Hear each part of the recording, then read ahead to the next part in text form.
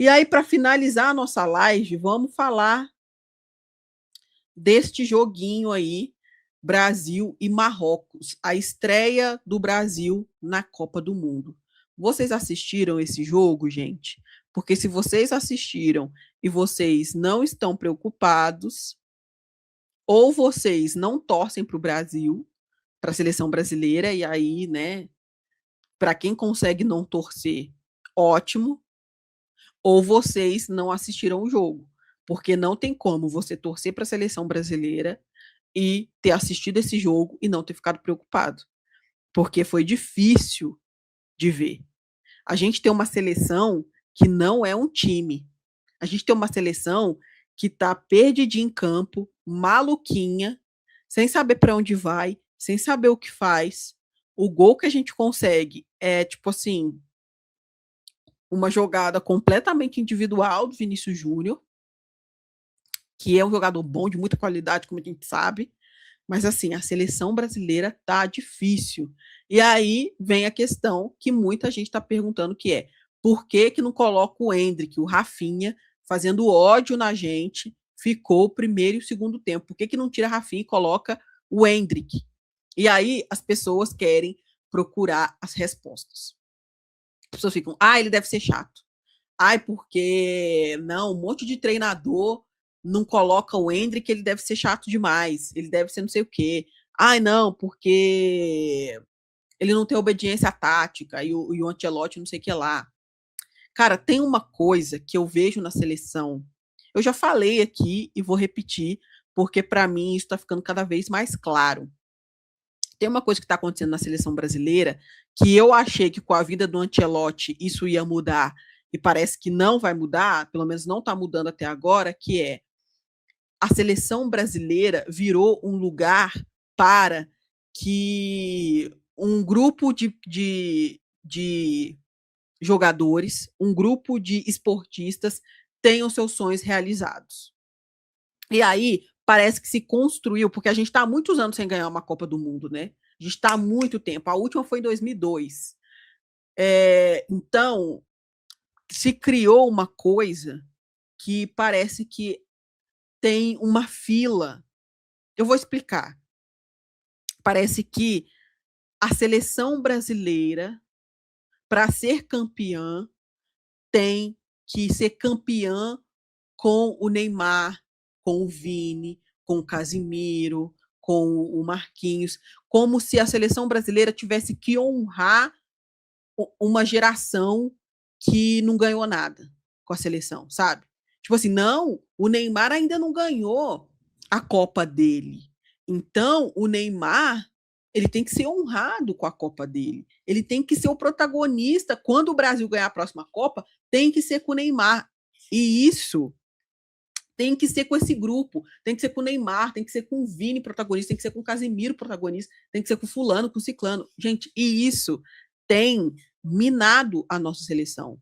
Porque uma seleção não serve para aplacar o sonho dos seus atletas.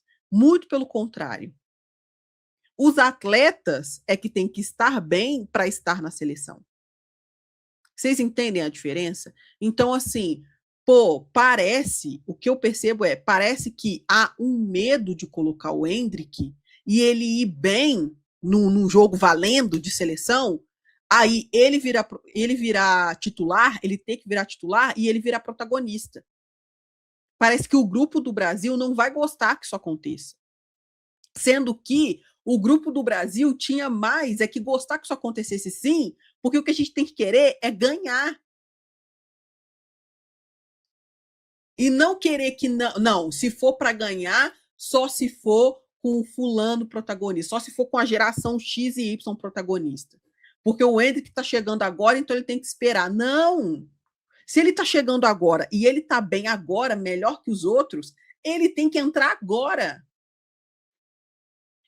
Só que parece que na seleção criou-se essa lógica de fila, essa lógica de que, não, a gente está com uma geração que sonha tanto em ser campeã e não foi ainda, esta geração tem que ser honrada. Não, quem tem que ser honrada é a história da seleção brasileira, é a camisa da seleção brasileira, e tem que entrar em campo quem está bem. E aí parecia que os técnicos brasileiros não tinham peito para bancar essa. Vai entrar quem está bem, não interessa a geração, não interessa o grupo vai ter que querer ganhar junto comigo, vamos nessa. Quando veio o Ancelotti, eu falei, bom, agora sim. Agora vão calar a boca e respeitar o que o Ancelotti tem para colocar. E o Ancelotti, com certeza, veio para cá para ganhar. Ele não veio para cá para passear. Mas, pelo visto, eu estava errado. Pelo visto, a coisa do grupo também fala muito alto para ele. Pelo visto, a coisa de o grupo fechado, a geração fechada, quem está chegando agora tem que esperar, sabe? Parece que ele também caiu nessa. E aí, galera, do jeito que tá, é mais um ano sem nada, sem nada. E assim, sem nada, eu tô sendo legal, porque do jeito que jogou o primeiro jogo, se a gente sair dessa Copa sem humilhação, a gente sai no lucro. Do jeito que jogou contra Marrocos, se pega uma França pela frente que quer ser campeã, uma Argentina, pô, se pega até um Japão que jogou pra caramba contra a Holanda, é sacode. E a gente tá falando da seleção brasileira, que tem uma história, que tem um nome a zelar. E aí, ao invés de a gente estar pensando na seleção brasileira, a gente está pensando no fulano, no ciclano, que quer tanto ganhar uma Copa. Eu não tô nem aí. A seleção brasileira não tá aqui para realizar o sonho dos caras. Eles é que tem que colocar a camisa e falar: eu tô bem para realizar isso aqui. E se eu não tô bem, tem que entrar o outro que tá melhor que eu. Gente, eu não aguento mais. Eu não aguento mais ver jogo da seleção brasileira para ver jogo ruim. E o técnico não mudar e não tirar, e a gente saber que tem gente boa no banco e não colocar. Ai, mas ele deve ser chato. Eu não tô nem aí se o Hendrick é chato. Eu tô falando de seleção brasileira, eu não tô falando de Big Brother Brasil, galera.